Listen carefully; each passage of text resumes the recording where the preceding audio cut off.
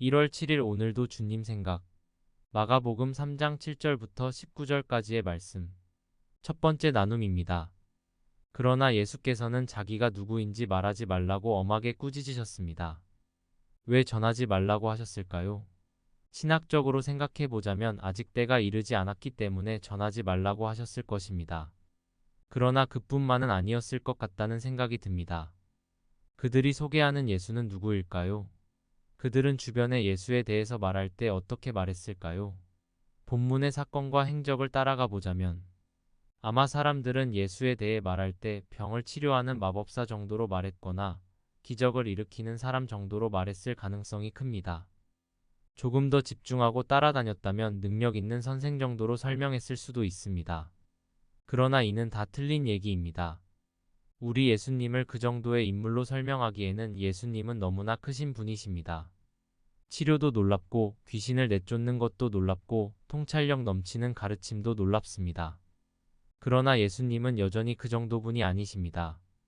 하나님의 아들 되신 예수님은 모든 인류를 구원하실 유일한 구원자로 이 땅에 오신 것입니다. 그러니 오해의 소지가 가득한 내용으로 예수님에 대해서 어설프게 말하고 다니면 안 됩니다. 예수님에 대해서 우리는 어떤 말을 하고 다니고 있을까요? 과거 교회도 예수님에 대해서 조금 잘못 말한 부분이 있습니다. 예수님 믿으면 다 잘 돼요. 만사형통합니다. 모든 일에 축복을 받을 거예요. 무엇을 하든 성공할 거예요. 이 말 듣고 예수 찾아 교회 왔다가 실망해서 떠난 사람, 시험 들어 떠난 사람이 한두 명이 아닙니다. 물론 예수를 이렇게 소개한 그분들의 신앙이 모두 기복신앙이라고 결단코 단정 지을 수 없습니다.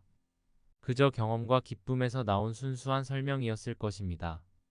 그러나 예수 시대 때도 그랬듯이 사람들은 그저 들려지는 말로 해석하기도 하기 때문에 예수를 오해하고 교회를 오해해서 기복신앙을 신앙의 핵심으로 받아들인 사람이 많았던 것입니다. 예수님을 제대로 알고 제대로 전해야 합니다. 예수님에 대해서 제대로 말해야 합니다. 십자가의 예수님, 대속의 예수님, 구원의 예수님, 하나님의 아들 예수님을 전해야 합니다. 사랑과 공의의 예수님을 전해야 합니다. 그저 축복과 행복, 성공으로만 점철되는 예수를 그려서 전하는 것은 어떤 의미에서 안전하는 것만 못한 일입니다. 그렇게 왜곡된 예수를 전할 거라면 차라리 전하지 않는 게 낫습니다. 예수를 바로 알고 예수를 바로 전하는 신앙인이 돼야겠습니다. 두 번째 나눔입니다. 12명을 따로 뽑아. 예수님께서 따로 뽑은 사도들의 특징은 첫 번째 예수와 함께 있다. 두 번째 전도를 시작하다입니다. 회사에서 기껏 신입을 채용했는데 회사에 나오지 않는다면? 회사 일을 하지 않는다면? 이는 옳지 못한 직원의 태도입니다. 그 누구도 이 직원의 행태를 응원하지 못할 것입니다. 자리를 지키는 영성이 중요합니다. 자리만 지켜서는 안 되겠지만 일단 자리를 지키는 것은 기본입니다. 그마저도 못한다면 하지 못하는 일이 많아지게 됩니다. 그래서 제자들은 예수님과 동거동락을 시작하게 되는 것입니다. 신앙의 자리를 지키는 것을 사뭇 더 진지하게 여겨야 합니다. 얼마나 진지한 의미의 차이를 두는지 모르겠지만 제가 군대에 있을 때는 여전히 군인과 상근병을 구분했습니다. 상근은 저녁이 되면 퇴근하고 집에 갔다가 다시 아침에 출근하는 병사들이고 군인은 매일 내무반에서 상주하는 우리가 잘 아는 일반적 군인입니다. 계속 동거하는, 거기에 머무는 자들은 정체성 자체가 군인입니다. 그러나 오가는 사람은 상근, 즉 출근하는 직장인과 같은 것입니다. 신앙은 사도와 같이 자리를 지키는 중요한 영적 태도가 필요합니다. 진지하게 예배의 자리를 지키고 믿음의 자리를 지키고 사명의 자리를 지키고 예수님 곁을 지키는 예수님의 군인이 돼야겠습니다.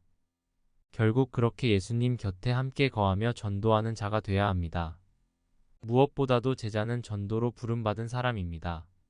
가서 제자 삼는 사람들입니다. 사도라는 뜻 자체가 애초에 보냄받은 자라는 뜻의 단어입니다. 잃어버린 영혼을 위해 보냄받은 것입니다. 전도는 모든 신앙인을 향한 하나님의 기본적 부르심입니다. 2024년 전도는 필사입니다. 필연적 사명이라는 것이죠. 그러므로 성경 필사도 좋지만 필사 전도도 잊지 말아야겠습니다. 1월 8일 오늘도 주님 생각. 마가복음 3장 20절부터 35절까지의 말씀입니다. 21살 때부터 밴쿠버에 소재한 교회에서 사역을 시작했습니다. 꽤나 일찍부터 전도사라는 소리를 교회에서 듣게 된 것이지요. 제가 섬기던 교회에 한국에서 저를 방문한 누님이 다니실 때도 있었고, 저희 어머니가 한국에서 방문하셔서 들리신 적도 있습니다. 그때 간헐적이지만 비슷한 일들이 있었습니다. 한참 학생들과 모임 중인데 누군가 들어와서 전도사님, 밖에서 어머니 기다리세요. 그럼 저는 그 이야기를 듣고 바로 밖으로 나가서 어머니가 뭐 필요하신 것은 없는지 여쭙기보다는 하던 일을 마저하고 늦게 나가서 어머니께 저는 아직 일이 끝나지 않았으니 혼자 돌아가 계세요. 라고 말하고 다시 교회 안으로 들어와 버리곤 했습니다. 참 불효입니다. 오늘 예수님이 자신을 찾아온 어머니와 형제들의 소식을 듣고 누가 내 어머니이고 내 형제들이냐? 라고 묻습니다. 이는 제가 저의 어머니께 보여드린 그런 불효자와 같은 행동은 아닙니다. 어머니와 형제들을 무시해서 하는 행동이 아닙니다. 예수님께서 이렇게 행동하시는 것은 바로 35절에 그 이유가 쓰여 있습니다. 누구든지 하나님의 뜻을 행하는 사람이 바로 내 형제요, 자매요, 어머니다. 예수님은 이 순간 믿음의 가족이 어떤 의미인지 또 얼마나 중요한 공동체인지를 설명합니다. 보통 세상이 가장 중요한 공동체라고 말하는 가족이라는 범주의 믿음의 공동체를 담아버리는 것입니다. 육신의 가족이 중요한 것처럼 어쩌면 그 이상으로 믿음의 가족도 중요하다는 것을 이 행동을 통해 가르쳐 주고 계신 것입니다. 가족을 부정하라는 말이 아닙니다. 가족을 확장하라는 말입니다.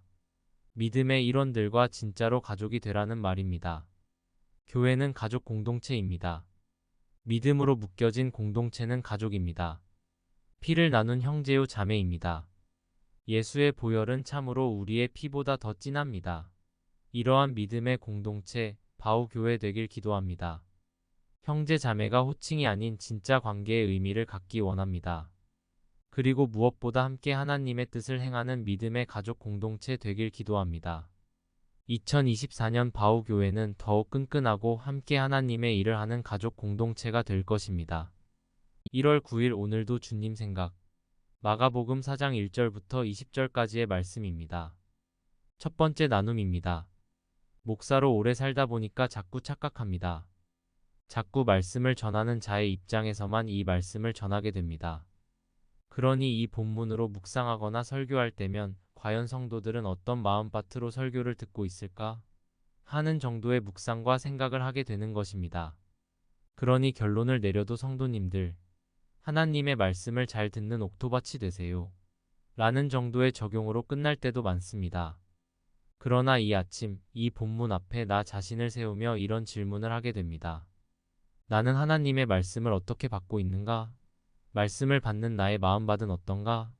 목사라고 자동적으로 옥토밭이 되는 것은 아닙니다. 그렇게 따지면 이스라엘의 모든 제사장과 예언자와 선지자들은 하나님의 말씀을 잘 듣고 따랐어야 했는데 그렇게 하지 못한 경우가 허다합니다. 하나님의 말씀은 지위나 타이틀로 듣는 것이 아닙니다. 장로라고 해석과 깨달음이 자동적으로 깊어지는 거 아닙니다. 권사라고, 집사라고 언제나 말씀이 다 이해되는 것도 아닙니다. 다 삶으로 자동적으로 적용되는 것도 아닙니다. 그러므로 하나님의 말씀 앞에 언제나 겸손하게 서 있어야겠습니다. 겸손하게 집중하여 듣고 깨닫고 마음에 심어 열매를 맺는 목사로 항상 살아가고 싶습니다. 그렇게 삶으로 설교하는 목사 되고 싶습니다. 두 번째 나눔입니다. 30배, 60배, 100배. 큰 의미를 두지 않을 수도 있지만 마태복음에서는 100배, 60배, 30배라고 말하기도 하기 때문에 이 본문에 국한해서 숫자 순서의 묵상의 의미를 담아봅니다. 오늘 마가복음의 기록은 숫자를 점진적으로 확장하여 기록합니다.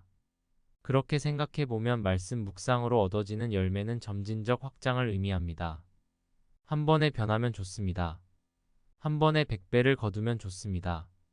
그러나 꼭 그렇게 되지 않아서 30배부터 거둬들여도 좋습니다. 그마저도 의미 있는 변화입니다. 의미 있는 첫 걸음입니다. 잘은 모르지만 원래 처음 땅을 개간하고 첫해 수확은 밑거름이라고 생각할 수 있습니다. 이듬해가 돼야 진짜 수확량을 조금씩 가늠할 수 있게 되는 것입니다. 그런데 첫 해 개가 나고 그 양으로 실망하고 계속되는 시도를 멈추면 수확은 30배에서 멈춰버립니다. 말씀을 깨닫고 변화하는 삶을 시작했다면 100배에 이르기까지 계속 말씀으로 살아내면 좋겠습니다. 30배의 열매로 만족할 것은 아닙니다. 계속 말씀과 함께 정진하는 신앙인이 돼야 합니다. 말씀의 열매를 계속 확장하여 맺어가는 신앙인이 돼야 합니다. 1월 10일 오늘도 주님 생각. 마가복음 4장 21절부터 29절까지의 말씀입니다. 첫 번째 나눔입니다. 인간이 숨길 수 없는 세 가지에 대한 얘기를 들어본 적이 있을 것입니다. 가난, 사랑, 그리고 재채기입니다. 뭐 어디까지나 상징적인 말입니다. 이처럼 신앙인도 숨길 수 없는 것이 있습니다. 예수님, 복음, 그리고 신앙입니다. 그런데 신기합니다. 숨겨집니다. 등불을 등경 밑에 두는 것은 말도 안 되는 일일 텐데 그렇게 하고 있는 꼴입니다. 우리는 수많은 영화에서 스파이가 결국에는 어느 시점에 정체가 탄로라는 것을 보았습니다. 아무리 잘 숨겨도 결국에는 드러납니다. 진짜 정체성은 원래 이처럼 감춰지는 게 아닙니다. 내 안에 있는 복음이 감춰지고 예수가 감춰지고 신앙이 감춰진다면 내 안에 없기 때문일 수도 있습니다. 감춰지는 신앙인은 거짓 신앙인입니다. 감추는 신앙인도 옳은 신앙의 모습이 아닙니다. 복음의 등불을, 예수의 등불을, 신앙의 등불을 감추지 않고 드러내는 진짜 신앙인이 되어야 할 것입니다. 두 번째 나눔입니다. 하나님의 나라는 자라납니다. 성장은 필연적입니다. 아이를 둘 키워보면서 깨닫게 됩니다. 정말 언제 컸는지 모르게 컸습니다. 그러나 이런 당연한 일조차 일어나지 않는 사람들도 있습니다. 성장이 내면에서 멈춰버리기도 하고 외부에서 멈춰버리기도 합니다. 우리는 그러면 그 사람은 아픈 것이다 라는 결론을 내립니다. 성장은 필연적입니다. 내 안에 하나님의 나라의 확장도 필연적입니다. 하나님의 나라가 자라지 않으면 아픈 것입니다. 내 안에 하나님의 통치의 영역이 확장되지 않으면 아픈 신앙인입니다. 성장으로 신앙의 건강을 점검해야 합니다. 오늘 건강해서 건강한 신앙인이 아닙니다. 반드시 성장으로 점검돼야 합니다. 1월 11일 오늘도 주님 생각. 마가복음 4장 30절부터 41절까지의 말씀입니다. 얼마 전에 꿈에도 생각하고 싶지 않은 일이 한 비행기 탑승객들에게 일어났습니다. 비행기가 활공 중에 한쪽 벽이 뜯겨 나가버린 것입니다. 생각만 해도 그 공포감에 머리가 아찔해질 지경입니다. 저 같으면 아마 기절했겠지요. 상황이 이렇게 되었을 때 그 비행기의 조종사가 안내 방송을 합니다. 저는 기장입니다. 여러분 상황이 어렵지만 놀라지 마세요. 다행히 제가 잘 조종하고 있습니다. 비행기가 사고 부분 외에 다른 모든 부분이 잘 작동하고 있습니다. 원래 스카이 다이빙 할 때도 그 높은 곳에서 비행기 한쪽 문 열어놓잖아요. 그렇게 생각하세요. 우리 비행기 안전하게 잘 착륙할 수 있습니다. 걱정 마세요. 저만 믿으세요. 보는 것과 같이 느껴지는 것과 같이 큰일은 아닙니다. 자, 우리 비행기 이제 가까운 공항에 착륙하겠습니다. 탑승객은 여전히 불안함을 넘어 극강의 공포감을 느끼고 있었을 것입니다. 그러나 이제 조종사만 믿어야 합니다. 다른 방법은 없습니다. 공포에 못 이겨 뛰어내리면 그거야말로 100% 죽음입니다. 100번 이해는 가지만 울고불고 한다고 해서 문제가 해결되는 것도 아닙니다. 조종실에 가서 조종사를 흔들어 내가 두려우니 지금 당장 내 옆에 있으세요. 해서 될 일이 아닙니다. 믿고 기다려야 합니다. 오늘 본문으로 돌아갑니다. 선생님, 저희가 빠져 죽게 됐는데 모른 척 하십니까? 제자들과 함께 길을 나선 사람들은 너무 억울하고 무섭고 답답하고 죽을 것 같습니다. 먼저 이 저녁에 호수 건너편으로 가자고 하신 것도 예수님입니다. 그분 때문에 수많은 이들이 움직였습니다. 그런데 풍랑이 임했습니다. 그냥 풍랑도 아니고 곧 배가 뒤집힐 정도의 절제절명의 위기가 찾아왔습니다. 예수님과 함께 하고 있는데도 이런 일이 일어나니 사람들은 더욱 당황하게 됩니다. 이쯤 되니 제자들이 견디다 못해 예수님께 왜 모른 척 하십니까? 라고 토로하게 되는 것입니다. 예수를 향한 그들의 울분과 의심을 쏟아냅니다. 그들의 공포에 질린 마음을 토해내는 것입니다. 많은 신앙인이 예수님께 자주 하는 행동입니다. 그러나 예수님 입장에서는 울분을 쏟아내는 제자들이 답답하고 억울하고 안쓰럽기도 할 것입니다. 상황을 보면 예수님도 지금 흔들리는 그 배 안에 있습니다. 그분은 제자들을 풍랑 속에서 죽일 생각도 없고 아직 당신이 풍랑 속에서 죽을 생각도 없습니다. 또한 그분의 능력은 풍랑을 통과하거나 심지어 잠재울 수 있습니다. 그러니 그런 예수를 온전히 믿지 못하는 제자들을 보면 답답하고 안쓰러운 부분이 있었을 것입니다. 왜 그렇게 무서워하느냐? 아직도 믿음이 없느냐? 아마 그래서 이런 말씀도 하셨지 싶습니다. 우리 예수님은 풍랑 중에 우리를 모른 척하지 않으십니다. 우리를 떠나 육지나 다른 배로 홀로 이동하지 않으십니다. 흔들리는 우리의 인생배에 함께 계십니다. 그리고 그분은 자신의 평안으로 우리를 초대하십니다. 주님을 믿어야 합니다. 그분의 능력, 그분의 사랑, 그분의 동행을 믿어야 합니다. 신앙인에게도 풍랑은 얼마든지 찾아올 수 있습니다. 예수님이랑 같은 배에 있어도 풍랑은 얼마든지 찾아올 수 있습니다. 바울이 그랬고, 사도들이 그랬고, 선교사들이 그랬고, 목사들이 그랬고, 성도들이 그랬습니다. 그러나 예수님 그 풍랑 속에 있는 우리의 인생배에 함께하고 계십니다.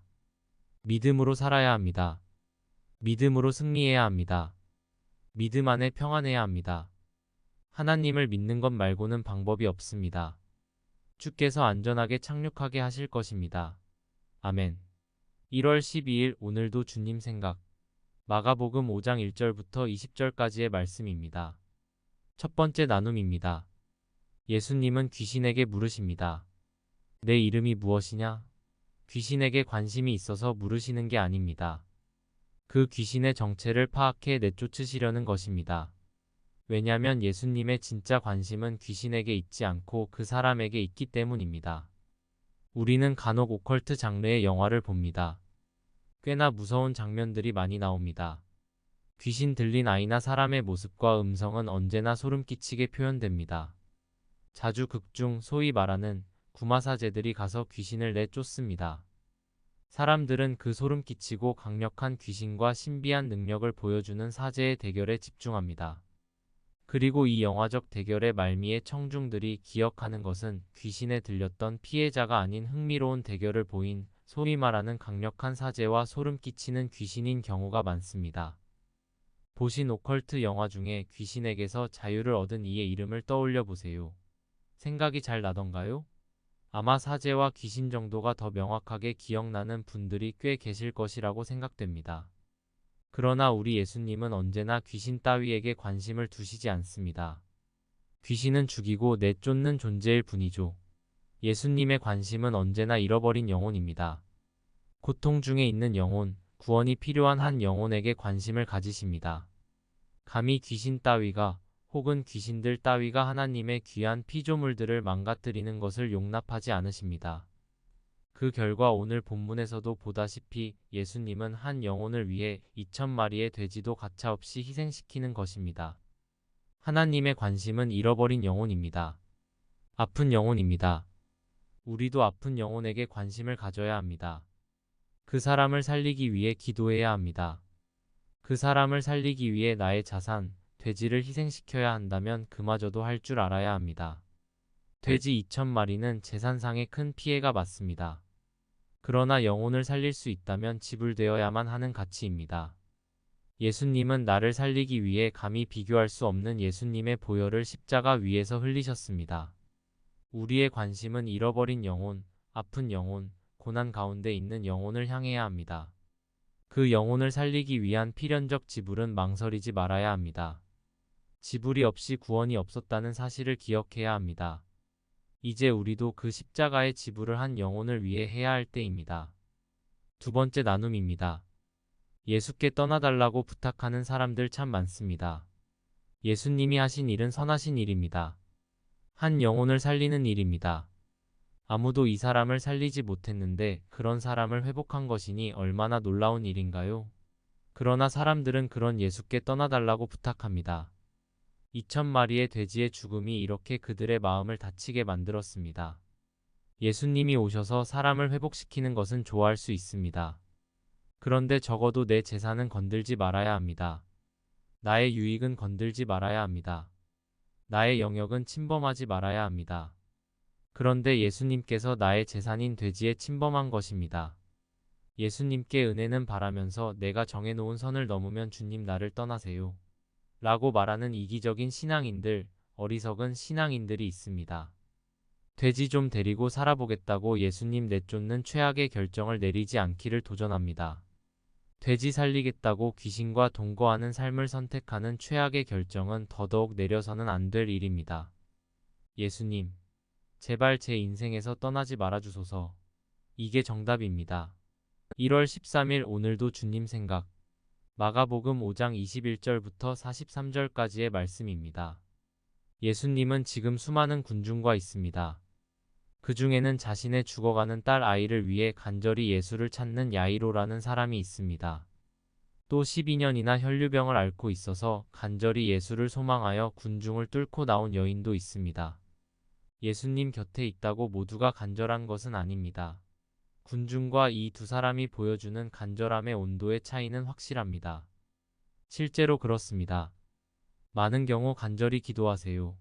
라고 말해도 실제 삶에 하나님께서 주신 평안함으로 인해 그토록 간절히 기도할 내용이 없는 사람도 있습니다. 무조건 혹은 억지로 간절할 필요는 없습니다.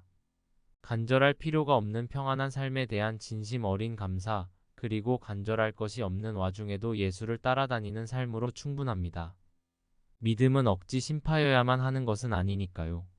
그래서 저는 오늘 본문을 묵상하면서 예수님께 나온 혈류병 여인과 야이로 회당장의 간절함도 배워야 하지만 간절함이 필요 없는 평안을 누리는 삶을 사는 가운데도 예수를 따라다니고 예수의 곁을 지키는 자들의 태도도 배워야 한다고 생각합니다. 일상에서의 동행이라고 할까요? 그러나 더 나아가 이 사건의 기록 속에서 배우는 또 다른 메시지들이 있습니다. 첫째로는 내가 간절하지 않을 때라도 타인의 간절함을 모른 척해서는 안 된다라는 것입니다. 그들의 간절한 기도를 부정해서는 안 된다는 것입니다. 오늘 간절함으로 군중을 뚫고 예수께 나온 혈류병 여인을 향해 주변 신자들은 무관심합니다. 실제 예수님 곁을 지키는 교회의 많은 성도들이 자신은 평안함 속에 있기 때문에 교회 안에 있는 간절한 영혼의 아픔을 보지 못하거나 공감하지 못할 때가 있습니다. 평안함 중에 예수님 곁에 서 있다면 간절한 자들을 돕고 인도하고 예수께로 올 수 있도록 만들어주는 통로가 돼야 할 것입니다. 마치 중풍병자 친구를 지붕을 뚫고서라도 예수님 앞으로 데리고 나오는 친구들처럼 말입니다. 평안 중에 간절한 자를 보게 하시고 그들을 예수께로 인도하는 신앙인이 되게 해주세요. 또한 하나님의 능력을 의심해서도 안 됩니다. 혈류병 환자와 대면 중에 한 사람이 소식을 가지고 뛰어옵니다. 야이로 회당장 딸이 죽었다는 것입니다. 사람들은 웅성거리기 시작하고 야이로는 눈물이 터져 나왔을 것입니다. 소식을 전한 사람은 딸이 이미 죽었으니 예수님 올 필요 없습니다. 라고 말합니다. 그러나 예수님은 이 말을 듣지 말아라. 그저 나를 믿고 따라오라. 라고 말씀하십니다. 그리고 수제자 3명만 따라오라고 하시고 죽은 딸이 있는 곳으로 갑니다. 평안함 가운데 있는 성도는 간절한 성도의 기적을 바라는 기도에 의심을 한 스푼 더할 것이 아니라 믿음을 한 스푼 더해줘야 합니다. 어쩌면 나머지 9명의 제자가 너무 부정적이고 의심하는 말을 해서 놓고 가셨는지도 모르겠습니다. 평안 중에 간절한 자를 보게 하시고 그들의 간절한 기도에 의심이 아닌 믿음을 더하는 성도가 되게 해주세요. 어서 예수님 따라가 봐요. 예수님은 죽은 자도 살리실 수 있습니다. 저도 기도할게요. 이렇게 믿음 한 스푼 듬뿍 얹어주는 것입니다. 예수님 주변에 사람들이 모여 있으니 꼭 교회 같습니다. 그렇습니다. 교회 안에는 이처럼 간절함으로 나오는 자, 평안함 가운데 주님 곁에 서 있는 자들이 각양각색으로 서 있습니다. 각기 다양한 삶의 모습 속에서 감사와 공감, 배려와 믿음, 축복과 격려, 치료와 기적이 있는 교회 되기를 소망합니다. 성도가 서로에게 힘이 되고 축복의 통로가 되는 교회 되길 기도합니다.